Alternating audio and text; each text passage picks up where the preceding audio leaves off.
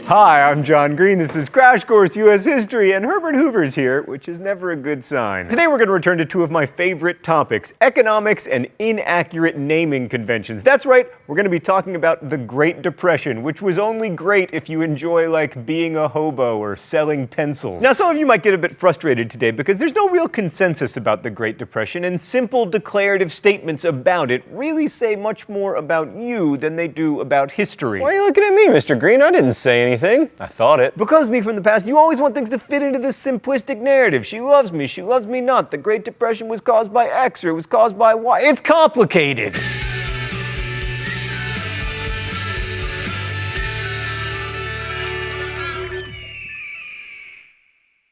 Many people tell you that the Great Depression started with the stock market crash in October 1929, but A, that isn't true, and B, it leads people to mistake correlation with cause. What we think of as the Great Depression did begin after the stock market crash, but not because of it. Like as we saw last week, the underlying economic conditions in the US before the stock market crash weren't all moonshine and rainbows. The 1920s featured large-scale domestic consumption of relatively new consumer products, which was good for American industry, but much of this consumption was fueled by credit and installment buying, which, as it turned out, was totally unsustainable. The thing about credit is that it works fine unless and until economic uncertainty increases, at which point...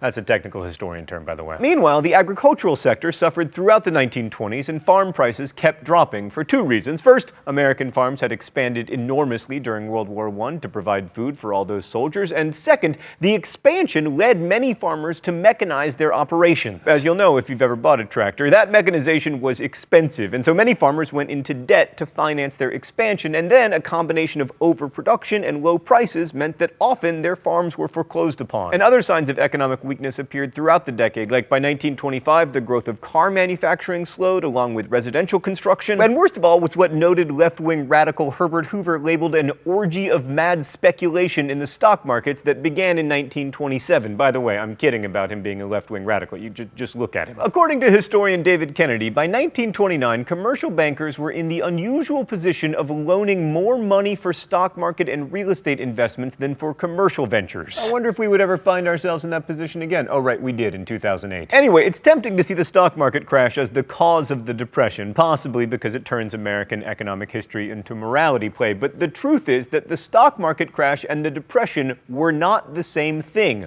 A lot of rich people lost money in the market, but what made the Great Depression was massive unemployment and accompanying hardship. And this didn't actually begin until like 1930 or 1931. The end of 1929 was actually okay, unless you were a farmer or a stockbroker, obviously. So what did actually cause the Depression? Well, that's a big question, and it's one that economists have struggled with ever since. They want to find out so they can keep it from ever happening again. No pressure, economists. Only 3% of Americans actually owned stock, and the markets recovered a lot of their value by 1930, although they did then go down again because, you know, there was a depression on. And even though big banks and corporations were buying a lot of stock, much of it was with borrowed money, known as margin buying, and all of that still was not nearly a big enough iceberg to sink the world's economy. But if I had to name a single cause of the Great Depression, it might be America's weak banking system. All right, let's go to the thought bubble. Although the Federal Reserve System had been created in 1913, the vast majority of America's banks were small, individual institutions that had to rely on their own resources. When there was a panic and depositors rushed to take money out of the bank, like they do in the obscure art house movie Mary Poppins,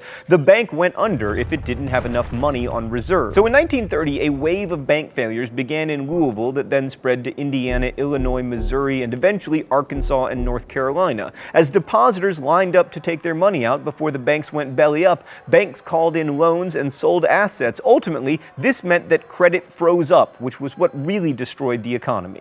A frozen credit system meant that less money was in circulation, and that led to deflation. Now, you're probably thinking, big deal, deflation can't be as bad as inflation, right? No, deflation is much worse, as anyone who has ever slept on an air mattress knows. When prices drop, businesses cut costs, mainly by laying off workers. These workers then can't buy anything, so inventories continue to build up and prices drop further. Banks weren't lending money, so employers couldn't borrow it to make payroll to pay their workers, and more businesses went bankrupt, leaving more and more workers unable to purchase the goods and services that would keep the businesses open. So if we have to lay the blame for the Great Depression on someone, we can blame the banks, which isn't completely wrong, and it gives us a chance to shake our fists at Andrew Jackson, whose distrust of central banking got us into this this mess in the first place? That's probably too simple, but the Federal Reserve does deserve a good chunk of the blame for not rescuing the banks and not infusing money into the economy to combat this deflationary cycle. Thanks, Thought Bubble. So economics fans out there might be saying, why didn't the Hoover administration engage in some good old-fashioned Keynesian pump priming? The thinking there is that if governments do large-scale economic stimulus and a bunch of infrastructure projects, it can kind of create a bottom that stops the deflationary cycle. And that does often work, but unfortunately, the Hoover administration did not have a TARDIS. John Maynard Keynes' great work, The General Theory of Employment, Interest, and Money — he wasn't very good at titles — wasn't published until 1936, when the Depression was well underway. Venturing into the green nightmare of not America for a moment, Herbert Hoover offered a global explanation in his memoirs for the global phenomenon that was the Great Depression. He claimed that its primary cause was World War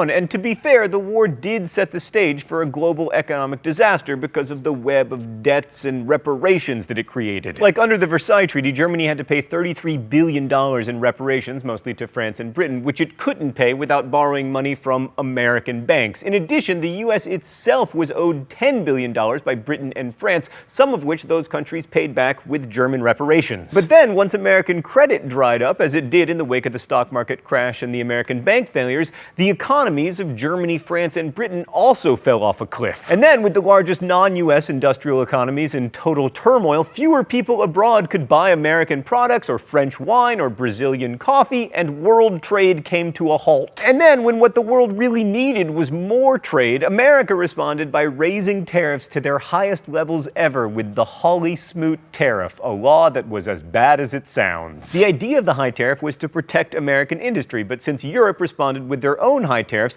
that just meant that there were fewer buyers for American goods, less trade, fewer sales, and ultimately fewer jobs. So what did Hoover do?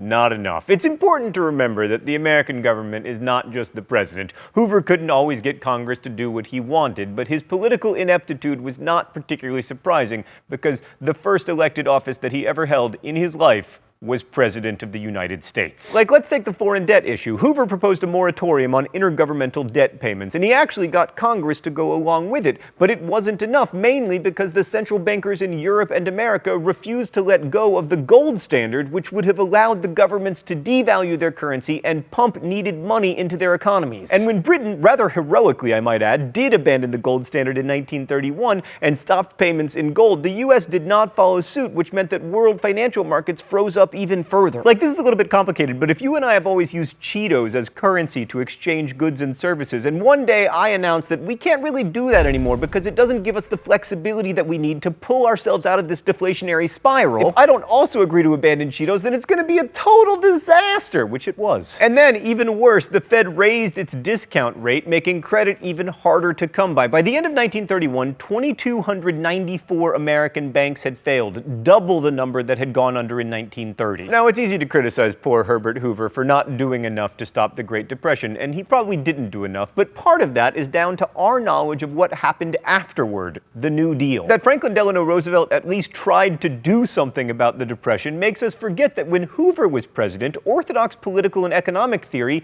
counseled in favor of doing nothing. And at least Hoover didn't follow the advice of his Treasury Secretary, who, according to Hoover anyway, argued that the solution was to, quote, liquidate labor, liquidate stocks, liquidate the farmers, liquidate real estate, which sounds like the worst milkshake ever. Instead, Hoover believed that the best course of action was to use the powers of government to cushion the situation, and in a White House meeting, he persuaded a large number of industrialists to agree to maintain wage rates. He also got the Federal Farm Board to support agricultural production and got congressional approval for $140 million in new public works. Overall, he nearly doubled the federal public works expenditures between 1929 and 1931. It just wasn't nearly enough. Because what Hoover didn't allow was for the federal government to take over the situation completely. He relied primarily on private businesses and state and local governments to stimulate the economy, and that was insufficient. It's not surprising when you consider that in 1929, federal expenditures accounted for 3% of our gross domestic product. Today, it's more like 20%. So it was just really hard to imagine the federal government doing anything on such a large scale to address a national problem because it had never really done that much before. Hoover also hiked taxes remittances as part of a plan to stabilize the banks by balancing the federal budget, providing confidence for foreign creditors, and stopping them from buying American gold.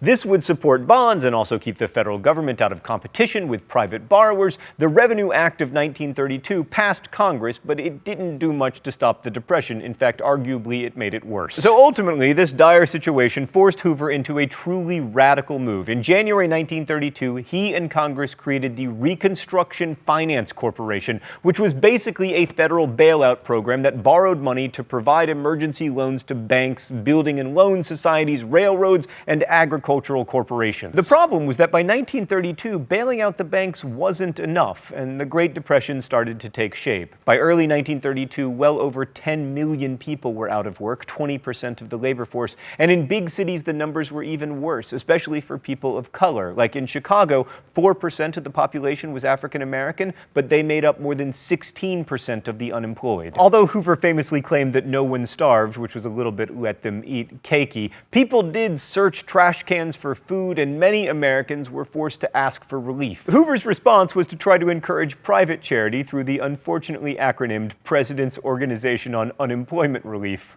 or POOR. New York City's government relief programs rose from $9 million in 1930 to $58 million in 1932, and private charitable giving did increase from $4.5 million to $21 million. And that sounds great until you realize that the total of $79 million that New York City spent on relief in 1932 was less than 1 month's lost wages for the 800,000 people who were unemployed. Oh, it's time for the mystery document? I hope it's a break from the unrelenting misery.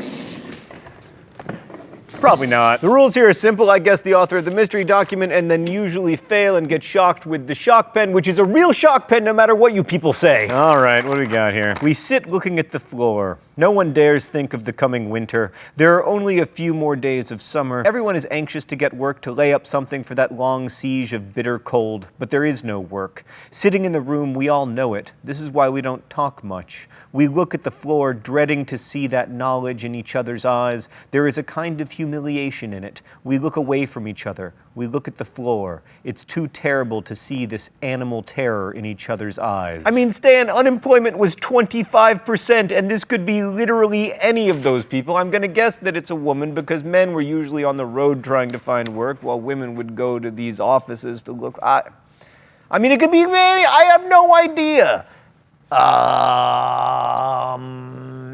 Janet Smith. Maridel LeSueur. She's a good writer. Maybe we should hire her.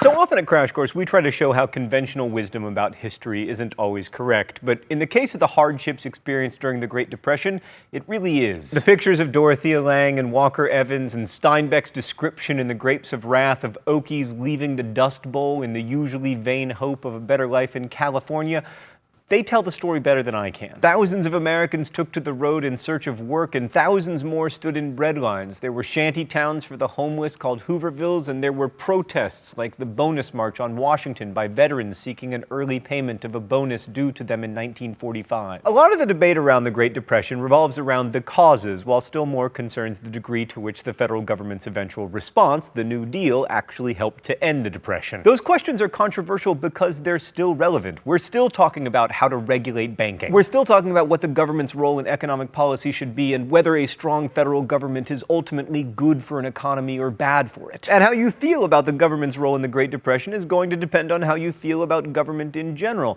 That said, we shouldn't let our ideological feelings about markets and governments and economics obscure the suffering that millions of Americans experienced during the Great Depression. For generations of Americans, it was one of the defining experiences of their lives. Thanks for watching. I'll see you next week.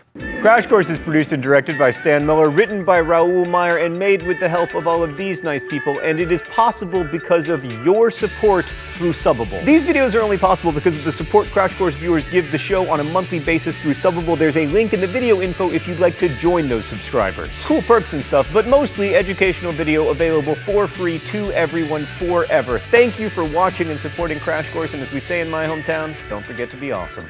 I'm gonna hit the globe. Nailed it.